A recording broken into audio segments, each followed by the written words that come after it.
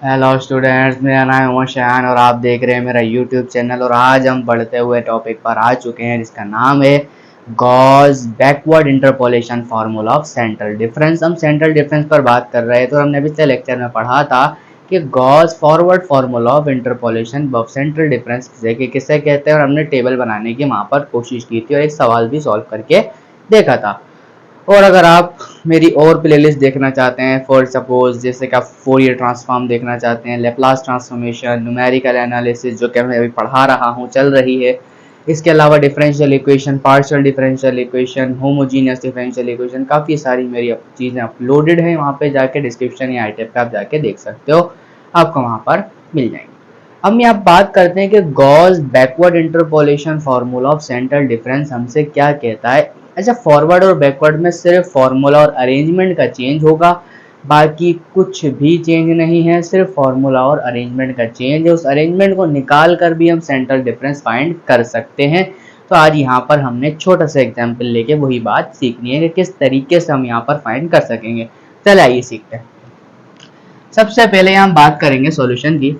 देखो भाई, सबसे पहले क्या लिखा हुआ है, देखो x, ऐसे ही है। यहाँ क्या लिखा हुआ है, x लिखा हुआ है।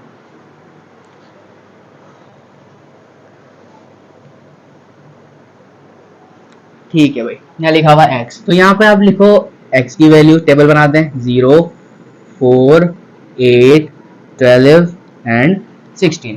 ठीक है, बना लिया। बनाने के बाद आपने किसका टेबल बनाना होता है, fx का, जो कि आपको दोबारा से गिवन है 14, 24, 32, फिर इसके बाद 35 एंड देन 40। ठीक है, ये बात आप सब लोगों को अच्छी तरीके से मालूम है। फिर इसके बाद हम क्या निकालते हैं, डेल एफ एक्स। तो डेल एफ एक्स निकालने के लिए हम क्या करते हैं, इसमें से इसको माइनस करते हैं। तो 24 माइनस 14 कितना बचेगा आपके पास, 10। बीच में लिखना है, फिर बता देता हूँ, साइड सामने मत लिख देना। इसमें से इसको माइनस करो भाई, कितना बचेगा, मेरे ख्याल से 8। इसमें से इसको माइनस करो बेटा, कितना बचेगा 3। इसमें से इसको माइनस करो बेटा, कितना बचेगा 5। तो ये मेरे पास टेबल आया। अब मैं क्या करूंगा, डेल स्क्वायर एफ एक्स भी फाइंड कर लेता हूँ। डेल स्क्वायर एफ एक्स में क्या करूंगा, इसमें से माइनस करो कितना आएगा बेटा -2। इसमें से इसको माइनस करूंगा कितना आएगा -5। इसमें से माइनस करूंगा कितना आएगा 2 आ जाएगा। ठीक हो गया। इसके बाद हम क्या फाइंड करेंगे, डेल क्यूब एफ एक्स। इसमें से इसको माइनस करो बेटा, कितना आएगा, माइनस का 3 आएगा। इसमें से इसको माइनस करो बेटा, कितना आएगा 7 आएगा। तो आज जब आप डेल 4 एफ एक्स निकालोगे तो आपके पास जो वैल्यू आएगी वो कितनी आ जाएगी, 10 आ जाएगी। ये टेबल तो आप सब लोगों को बनाना आता है। अब यहाँ से हमने सीखना है कि गॉस बैकवर्ड हमसे क्या कहता है, बस सिर्फ इतना सा काम है। सिर्फ हमें टेक्निक सीखनी है, कैसा ही क्वेश्चन आ जाए हमें आता है, कोई सा भी क्वेश्चन आ जाए हमें आता है। ठीक है, बस टेक्निक सीखनी है। ठीक है भाई, टेक्निक क्या होगी, सबसे पहले हम यहाँ इसको नाम देंगे। हमने कल पढ़ा y-2, y-1, y0, फिर y1, फिर y2। ठीक है, तो इसके बाद जब इन दोनों का डिफरेंस निकालते हैं तो क्या निकलता है, डेल y-2। फिर क्या निकलता है, डेल y-1। फिर क्या निकलता है, डेल y0। फिर क्या निकलता है, डेल y1। ऐसे निकलता है। फिर जब इन दोनों को माइनस करते हैं तो वैल्यू निकलती है डेल स्क्वायर y-2। फिर निकलता है डेल स्क्वायर y-1। फिर निकलता है डेल स्क्वायर y0। ठीक हो गया। अब देखो इन दोनों को माइनस करेंगे तो क्या निकलेगा, डेल क्यूब y-2। फिर इनमें से इनको माइनस करूंगा, क्या निकलेगा, डेल क्यूब y-1। फिर इन दोनों को माइनस करते हैं तो क्या निकलता है, डेल 4y-2। तो दिस इज द अरेंजमेंट, ये नाम होते हैं आपके पास। अब यहाँ पर देखते हैं हम क्या करते हैं। हमें चाहिए एफ ऑफ 9, यानी कि सेंटर वाली आपसे बात पूछी गई है, तो हम सेंटर के लिए हमने आज दूसरा फॉर्मूला सीख रहे हैं। पहला फॉर्मूला हमने क्या सीखा था, गॉस फॉरवर्ड इंटरपोलेशन। अब सीख रहे हैं गॉस बैकवर्ड इंटरपोलेशन। अब यहाँ पर हमने क्या किया था, पहले हमने किया था ऐसे, अब करेंगे ऐसे। अरेंजमेंट में थोड़ा सा फर्क आएगा। अब देखना कैसे, देखो यहाँ से उठेंगे 8 के पास जाएंगे, फिर यहाँ से उठेंगे नीचे जाएंगे, फिर यहाँ से उठेंगे ऊपर जाएंगे, फिर यहाँ से उठेंगे नीचे जाएंगे। पहले हमने क्या किया था, पहले हम यहाँ गए थे, फिर यहाँ गए थे, फिर यहाँ गए थे, फिर वहां गए थे। This is called the Gauss forward. जब हम बैकवर्ड की बात करूंगा तो बैकवर्ड में हम ये से चलेंगे, फिर नीचे आएंगे, फिर ऊपर जाएंगे, फिर नीचे आएंगे। This is the format of Gauss backward interpolation formula. अच्छा जी, अब इसका यहाँ फॉर्मूला सुन लो, क्या होता है, F of A plus H U is equal to, F of A plus H U is equal to, सबसे पहले आपके पास आएगा y0, फिर आप प्लस लगाओगे, फिर आएगा u डेल फिर देख सकते हो वैल्यू कहाँ जा रही है, y माइनस वन। ठीक है, कहाँ जा रही है value, del y minus one. पहले कहाँ जा रही थी, डेल y नॉट पर, ऐसे ही था। ठीक है भाई, आगे चलेंगे। अब देखो डेल y माइनस वन के बाद क्या आएगा, आगे प्लस लगाओगे। अब आपने क्या करना है, u into you plus one divide by two factorial. बिल्कुल ऐसा ही है जैसे न्यूटन बैकवर्ड में होता था। ठीक है भाई, ये लगाने के बाद अब देखो आपका सिनेरियो कहाँ जा रहा है, ये जा रहा है आपके पास del square y minus one के पास। ठीक है, फिर इसके बाद आपका सिनेरियो कैसे बनेगा, देखो u into you plus one लिख दिया, एक दफा लिखोगे u माइनस वन, फिर लिखोगे u, फिर लिखोगे u plus one divide by three factorial. ये लिखने के बाद आपका देखो सिनेरियो कहाँ जा रहा है, ये जा रहा है del cube y minus two पर। ठीक हो गया।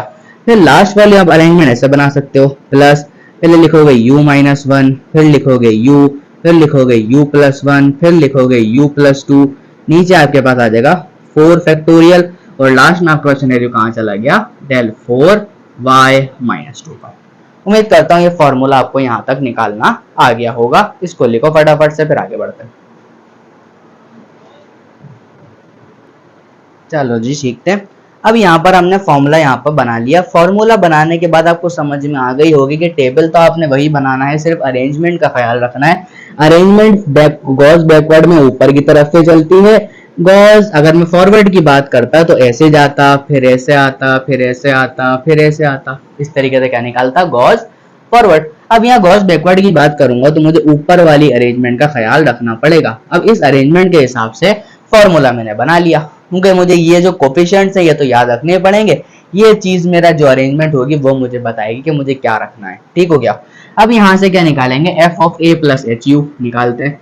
देखो a प्लस एच यू किसके बराबर होना चाहिए बेटा, 9 के, क्योंकि हमें f ऑफ 9 चाहिए, क्योंकि इस जगह पे 9 आना चाहिए, इसका मतलब बराबर होगा 9 के। अब a आपसे सेंटर वाला फॉर्मूला पूछ रहा है, तो आपसे भाई सेंटर किसको लेना है, 8 को लेना है, और डिफरेंस कितने का चल रहा है, 4 का चल रहा है, किसका बराबर आएगा, 9 के।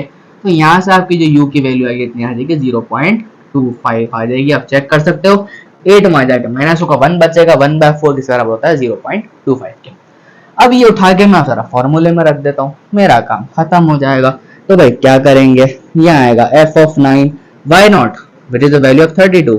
ठीक हो गया, प्लस u कितना आएगा, 0.25, डेल y माइनस वन कितना आएगा बेटा, 8 आएगा। फिर प्लस लगाएंगे, फिर देखो u into you plus one यानी कि 0.25 इज u, फिर 0.25 प्लस 1, फिर del square y minus one, नीचे कितना आएगा बेटा, 2 factorial del square y minus one, कहाँ गया, ये रहा, कितनी वैल्यू आएगी बेटा, माइनस का 5।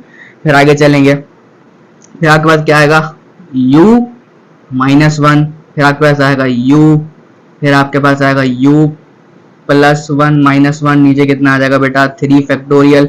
फिर यहाँ पे आप इसी पर रखोगे del cube y minus two, जो कि यहाँ पर आपके पास मौजूद है, del cube y minus two कितना आएगा बेटा, माइनस का 3 आ जाएगा। ठीक हो गया। इसी तरीके से आप एक और वैल्यू रखोगे यहाँ पे, वो भी रख के बता देता हूँ। ठीक है भाई, अब देखो u कितना आएगा, 0.25 माइनस वन, फिर कितना आएगा बेटा, 0.25, फिर अगला कितना आएगा, 0.25 प्लस वन, फिर कितना आएगा, 0.25 प्लस टू, फिर इसके नीचे आपके पास जो वैल्यू आएगी वो कितनी आएगी बेटा, 4 फैक्टोरियल, फिर डेल 4 y माइनस टू, उसका मतलब आपके पास क्या आ जाएगा, 10 आ जाएगा। ठीक हो गया। अच्छा, जब आप f9 की वैल्यू निकालोगे तो आपके पास कैलकुलेटर में जो आपके पास आंसर आने वाला है वो आने वाला है 33.1162। This is the result of my question.